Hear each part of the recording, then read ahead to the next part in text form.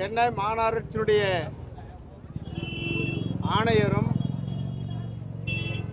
அதே போல மேயரும் இதை சென்னை மாவட்டத்தில் பொறுப்பு அமைச்சராக இருக்கின்றவரும் சேர்ந்து இந்த தொழிலாளிகளை ஏமாற்றுகின்ற இந்த சூழலை எதிர்த்து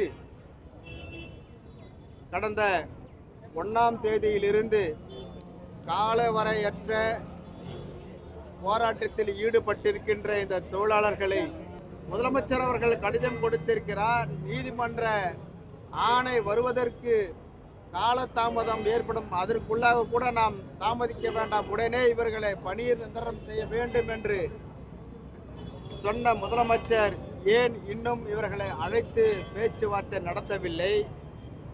குறைந்தபட்ச மேயரும் ஆணையரும் கூட அழைத்து பேசவில்லை என்று சொன்னால் இவர்களை கொச்சப்படுத்துவதும் இவர்களை அவமானப்படுத்துவதும், குப்பையை அள்ளுகிறவர்களுக்கு நாம் அவ்வளவு முக்கியத்துவம் தர வேண்டுமா என்று குப்பையாகவே நினைக்கின்ற இவர்களை நாம் என்ன செய்வது என்றுதான் வேதனையோடு இன்றைக்கு இந்த போராட்ட களத்தில் இருக்கின்றார்கள்.